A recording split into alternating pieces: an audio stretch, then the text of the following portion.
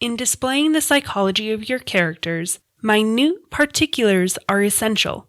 God save us from vague generalizations. Anton Chekhov. You're listening to Writing Roots, brought to you by Aspen House Publishing. Welcome to Writing Roots. I'm Leigh Hull. And I'm Leigh Esses. And yes, God save us from vague generalizations. Our topic today is going to be talking about the flaws of your characters.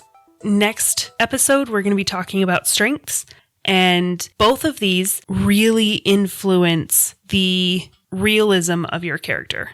To have a good character, you have to have developed flaws. We've talked on this podcast extensively about flaws, and so we will try to keep this episode to like one episode length and not a whole season.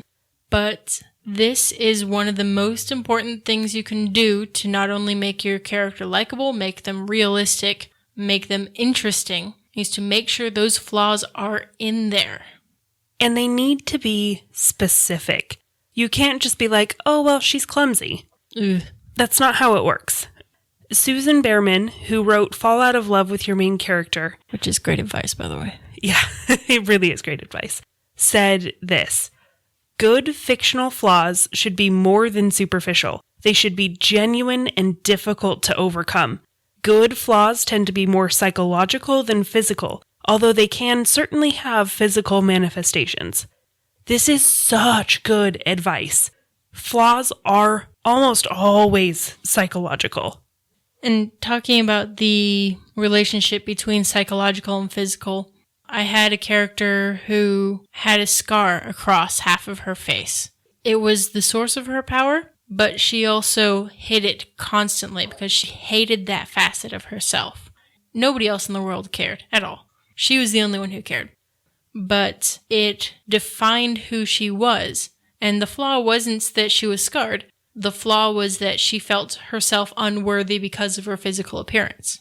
The same can happen if your character is a breadwinner and loses the job. That idea of your identity being torn from you is traumatizing, and a weakness, hopefully when the bad guy does that. When you are developing a character's flaws, think back to the nature and nurture arguments that we talked about in the last two episodes. A lot of the time, those will influence what kind of flaws they have. Do they have a crippling fear? Why? Do they have an inclination toward violence? Why? And again, get specific with it. It's not just about them being afraid of rats. It's about them being afraid of rats, climbing under their skirts, crawling up their legs, and trying to get into their shirt, clawing their way in. There is a specific trauma associated with that. We don't necessarily have to know what it is, but even seeing a rat across the room, it's not, ooh, rat, it's, ooh, I'm going to avoid that because I don't want this specific thing to happen. I personally hate mice because when I was probably about 8 or 9, I had a mouse in bed with me, and it crawled on my neck, and it decided to burrow on my neck. And it freaked me out, and I've hated mice ever since. That's a flaw of mine. I hate mice. I will see one and freak out because that's not getting anywhere near my face. There's a Joss Whedon TV show that only ran for like 2 seasons, but it was very interesting to watch from a storyteller's point of view. And that TV show is called Dollhouse, where they were programming people to become somebody else. And it wasn't necessarily an exact replica of somebody else. They would take this person's mentality and this person's training and this person's physique and combine them, mash them together, wire them so that they think they've always been this person. So in the first episode, I believe it was, they needed the main character to be programmed to be the perfect hostage negotiator so that they can get this kid back. Turns out this hostage negotiator has glasses and asthma, because those are parts of the personality that needed to come with in order to make this perfect character. These flaws must exist in order for a character to be perfect, which sounds like a contradiction in terms, but it's not. If you're having a difficult time coming up with specific flaws, a great resource for this is Dungeons & Dragons or Pathfinder. They have a system in there when you're building a character to choose flaws.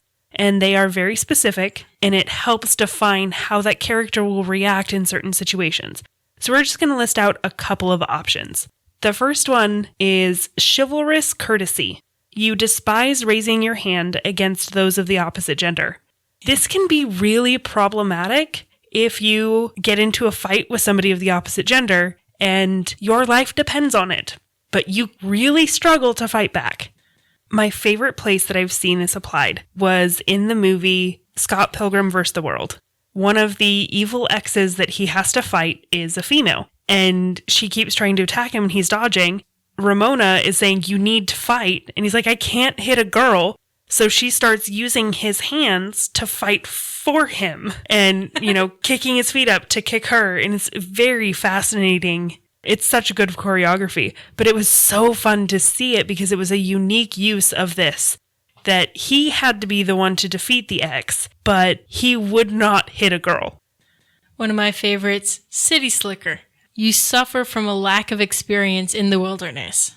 So, of course, as the malicious storyteller that I am, where does the story take place? Can you guess? Straight to the woods. Yep. The next one on our list is coward. In dangerous circumstances, you are likely to run away. If you have a character who is a coward, they are never going to be the fight instigator. They are never going to be around for very long. They are going to find every possible avenue to get away. If this character is the chosen one to rescue the world, and they don't want to fight the evil emperor, this becomes an interesting flaw to try to apply to your story. One that's super fun to apply to pretty much anyone is curious. You are easily distracted by the sights and sounds around you. If you need a character to help drag your main character into trouble, having a sidekick that is curious and is like, oh, that's pretty. I'll be right back. Ooh, shiny. Yes. And then the main character has to chase after them, arms flailing, going, wait, stop. It becomes an interesting character flaw. One that I had on a D&D character was really fun. It was forgetful. If I was ever in a room for longer than an hour, I would leave something mundane behind. This would be so much fun to see in a character, that they are forgetful. You're leaving out the best part, is that you're a thief. Oh, yes. I was rogue. I would steal things and then leave them behind.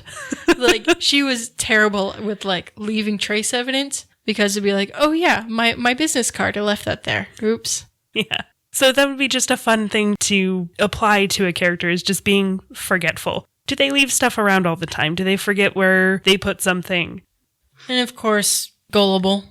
It's a fun one to apply to your characters in some way. They're likely to believe anything, and so it's really easy to pull them into traps.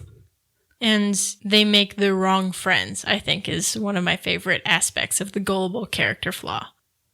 The biggest thing about all of the flaws across the board, anything we've talked about today, is that your villain must exploit them in some way. Whatever your flaw is, your villain has to, 1, figure it out, and that can be a scene in and of itself, and 2, screw with your character because of it. A lot of your second act is your villain using Megara to influence Hercules in some way, because they figured out his flaw is like most men. Flaws have to play a role in your book. They have to play a role in the development of your character. Are they inhibited by their flaw? Are they slowed down by it? Is it something that they have to overcome in order to accomplish their goal? Are they the chosen one, but a super coward that somehow they have to come over their fear of getting into a fight in order to defeat the villain? So if my character has healing abilities and can breathe underwater and has vampire teeth, if their flaw is they kind of bite their lip while they're thinking, that counts, right? No, because it's not actually inhibiting them from doing anything. That's not something that the villain can exploit. So that can be, as listeners and authors, that can be your litmus test. Is if this is a viable flaw, the villain can exploit it in some way. Being an introvert or an extrovert is not a flaw. It is a character personality. They may struggle a little bit if they're an introvert and they have to go out and adventure, like a hobbit, but it is not a flaw that they have to overcome. It is just a part of who they are. Flaws also go hand in hand with the character's strengths. We're going to talk more about their strengths, types of strengths, things that you can use, why your villain should be stronger in the next episode. And until then, Write selfishly. If you have a question or comment for our hosts or a topic you'd like us to cover, send us an email at writingroots@aspenhousepublishing.com or find us on Facebook by searching for Aspen House Publishing.